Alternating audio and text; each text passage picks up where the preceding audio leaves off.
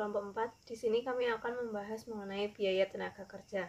Sebelum kami membahas mengenai biaya tenaga kerja, izinkan kami untuk memperkenalkan diri terlebih dahulu. Yang pertama, saya sendiri Lutfi Rifandani, NIM 195221044. Perkenalkan, nama saya Putri Rahmawati, NIM 195221053. Perkenalkan, nama saya Novibela Safitri, NIM 195221063. Yang pertama adalah produktivitas tenaga kerja. Tenaga kerja merupakan salah satu faktor penentu keberhasilan suatu perusahaan. Oleh karena itu, pihak manajemen perusahaan perlu memberikan perhatian pada sistem perekrutan, pembinaan, dan pemberian imbalan kerja. Serta yang tidak kalah penting adalah membina hubungan secara harmonis di antara pekerja, manajemen, serikat pekerja, pemerintah, dan masyarakat pada umumnya. Upah, gaji, dan tunjangan lainnya menjadi faktor penting karena merupakan penentu tingkat produktivitas tenaga kerja. Produktivitas tenaga kerja merupakan ukuran kinerja aktivitas produksi menggunakan tenaga kerja sebagai tolak ukur, yang mana produktivitas diukur melalui output fisik per jam tenaga kerja. Proses produksi yang efisien akan menghasilkan tingkat produktivitas yang tinggi. Dengan demikian, tingkat produktivitas perlu diperbaiki dan ditingkatkan secara berkelanjutan melalui riset, teknologi, investasi, dan pengembangan karyawan untuk selanjutnya dilakukan pengukuran, analisis, dan penginterpretasian terhadap tingkat produktivitas tersebut.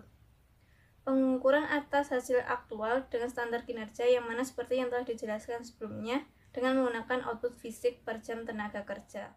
Yang kedua adalah definisi biaya tenaga kerja. Tenaga kerja adalah daya kerja fisik maupun mental menggunakan sumber daya manusia atau karyawan untuk menghasilkan produk atau jasa tertentu. Biaya tenaga kerja adalah seluruh imbal jasa yang diberikan karena penggunaan sumber daya manusia atau karyawan tersebut. Sedangkan menurut Esniti Semito tahun 2002, biaya tenaga kerja diartikan sebagai suatu balas jasa yang diberikan sebagai pengganti tenaga kerja orang yang menjual tenaganya, yang pada umumnya berupa uang atau sesuatu yang dapat dinilai dengan uang. Komponen atas biaya tenaga kerja tersebut dapat dibedakan menjadi dua bagian, yaitu biaya gaji dan biaya upah. Biaya gaji dan upah dalam perusahaan harus mendapatkan perhatian yang seksama dan teliti, karena hal tersebut dapat mempengaruhi secara langsung prestasi yang diberikan oleh pekerja kepada perusahaan, juga berpengaruh terhadap semangat kerja para karyawan. Upah adalah suatu jumlah pembayaran kepada tiap-tiap pegawai, baik sebagai alat identifikasi maupun sebagai alat pemeriksaan terhadap penggelapan.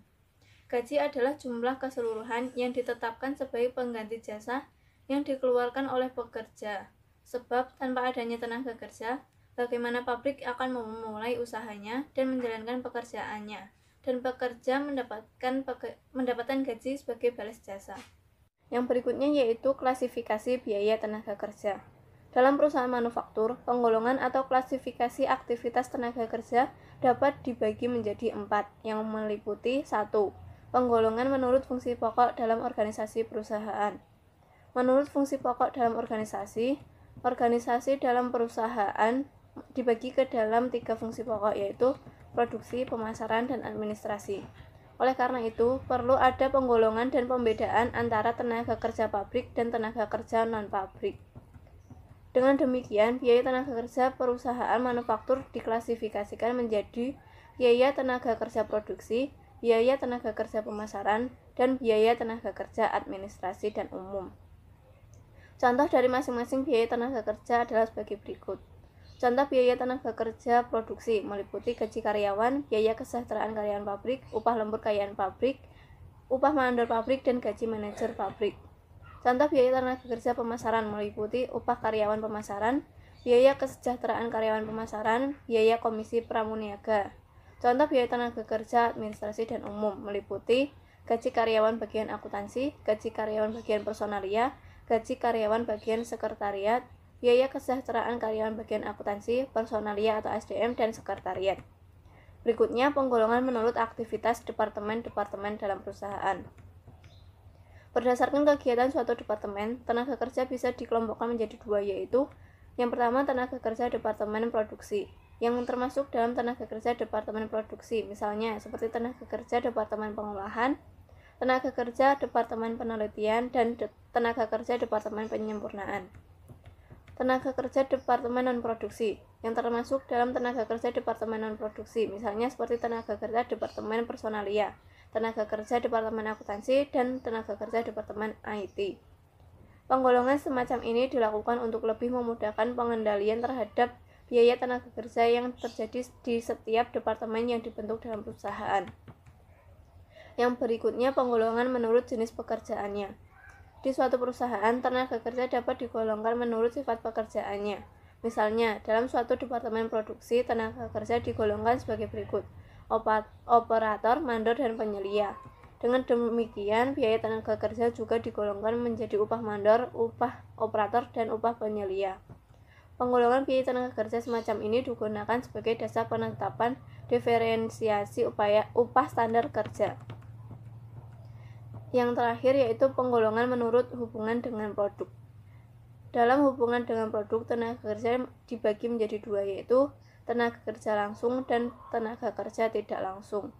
Tenaga kerja langsung yaitu tenaga kerja yang secara langsung ikut serta memproduksi produk jadi. Sedangkan biaya tidak langsung yaitu tenaga kerja yang tidak secara langsung ikut dalam proses produksi produk tersebut. Yang selanjutnya adalah komponen biaya tenaga kerja. Yang pertama ada gaji dan upah pokok. Gaji pokok sendiri adalah imbalan kerja dasar yang diberikan kepada karyawan atas pekerjaan yang dilakukan. Sedangkan upah pokok adalah imbalan kerja yang diberikan kepada karyawan untuk pekerjaan yang dilakukan berdasarkan jam kerja, jumlah unit, atau kombinasi dari keduanya yang sering disebut dengan tarif dasar atau tarif kerja. Yang kedua ada program upah insentif. Nah, program upah insentif sendiri adalah program yang memberikan tambahan upah kepada karyawan berdasarkan kinerja karyawan. Tujuannya bagi karyawan adalah memotivasi produktivitas karyawan dan meningkatkan kesejahteraan karyawan. Sedangkan bagi perusahaan adalah adanya penurunan biaya per produksi. Program upah insentif itu dibagi menjadi 3. Yang pertama ada program insentif individu, di mana dibagi menjadi 2. Yang pertama ada rencana unit kerja langsung, yang merupakan pembayaran upah melebihi tarif dasar yang berlaku untuk produksi di atas standar yang telah ditetapkan. Nah, standar produksinya itu dihitung dalam jumlah waktu per unit, lalu dihitung ke dalam rupiah, lalu dibayarkan per unit. Sedangkan yang kedua adalah rencana bonus 100%. Perbedaannya hanya dalam standar yang digunakan, yaitu standar yang digunakan adalah standar waktu per unit output. Dinyatakan dalam jumlah waktu dan jumlah produk. Yang kedua ada program insentif kelompok, di mana program insentif kelompok ini dapat menggunakan metode rencana bonus kelompok. Nah, setiap tenaga kerja dalam kelompok menerima tarif yang sama pada tingkat produksi standar. Dalam program insentif kelompok ini, bonus yang diterima oleh kelompok dibagi di antara tenaga kerja sesuai dengan tarif dasar mereka. Yang ketiga, ada program insentif organisasi atau perusahaan. Nah, tujuannya adalah memberikan motivasi kepada seluruh karyawan dalam meningkatkan produktivitas. Diberikan kepada karyawan ini dengan alasan mempunyai kontribusi atau peran yang sangat berarti bagi perusahaan karena telah bekerja dalam perusahaan tersebut. Keberhasilan dari program insentif organisasi atau perusahaan, yang pertama ada biaya tenaga kerja normal yang terukur, yang kedua rasio nilai output terhadap biaya tenaga kerja yang stabil, dan yang terakhir adalah intensif dan kebijakan adil bagi seluruh pihak yang berpartisipasi. Komponen biaya yang selanjutnya adalah upah lembur dan premi lembur, di mana upah lembur sendiri diberikan kepada karyawan karena telah berhasil mencapai target dalam produksinya. Sedangkan premi lembur diberikan kepada karyawan karena telah melebihi jam kerja normal dalam pekerjaannya. Nah, premi ini diberlakukan sebagai penambah tenaga kerja langsung dan dibebankan pada pesanan, sehingga premi ini diberlakukan sebagai biaya overhead pabrik.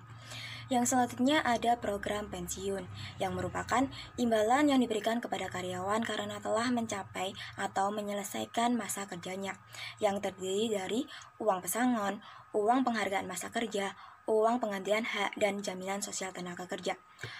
Dalam program pensiun ini terdiri dari 2. Yang pertama ada program pensiun iuran pasti dan tidak pasti. Dan yang terakhir ada pajak penghasilan karyawan atau PPh pasal 21. Kenapa ada demikian? Karena wajib pajak telah menerima atau memperoleh penghasilan, sehingga wajib pajak harus membayarkan pajak penghasilan tersebut. Nah, pajak penghasilan karyawan ini dibagi menjadi 3. Yang pertama ada pajak penghasilan karyawan dalam departemen produksi yang dibebankan pada biaya overhead pabrik. Dan yang kedua ada pajak penghasilan karyawan dalam departemen pemasaran yang diperlakukan sebagai beban pemasaran. Dan yang terakhir ada pajak penghasilan karyawan dalam departemen administrasi dan umum sehingga diperlakukan sebagai beban administrasi dan umum. Yang selanjutnya adalah teori kurva belajar. Perusahaan memberikan berbagai macam program insentif dalam upaya meningkatkan produktivitas.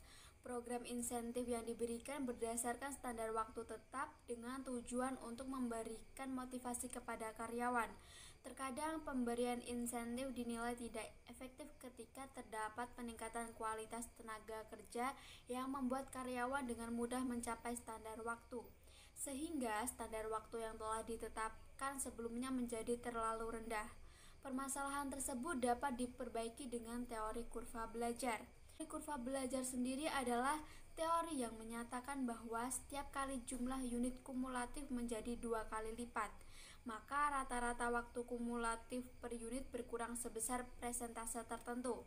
Model teori tersebut dinamakan model pembelajaran waktu rata-rata kumulatif. Yang selanjutnya adalah sistem akuntansi tenaga kerja.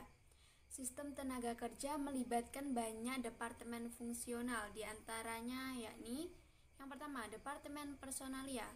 Fungsi utamanya adalah untuk menyediakan tenaga kerja yang memenuhi kualifikasi yang diminta dari departemen lain sesuai dengan peraturan perusahaan. Yang kedua, ada departemen perencanaan produksi.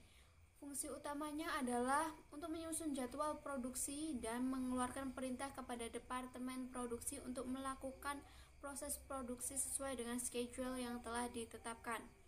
Selanjutnya yaitu departemen pencatatan waktu.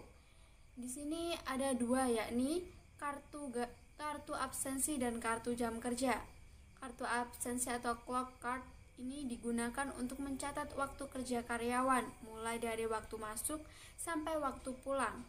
Seluruh karyawan di perusahaan dan kartu tersebut dapat dilakukan secara manual maupun dengan menggunakan mesin. Yang kedua itu ada kartu jam kerja atau job time ticket. Ini berfungsi untuk mencatat pemakaian waktu hadir karyawan departemen produksi. Untuk yang keempat, di sini ada departemen penggajian. Fungsi utamanya adalah untuk menghitung, menyiapkan dan mendistribusikan gaji dan upah seluruh karyawan di perusahaan. Untuk yang selanjutnya yaitu ada departemen akuntansi biaya. Ini berdasarkan rekapitulasi dan distribusi bersumber dari kartu absensi dan kartu jam kerja, gaji dan upah seluruh karyawan di perusahaan yang dilakukan oleh departemen penggajian, sedangkan departemen akuntansi melakukan pencatatan biaya gaji dan upah.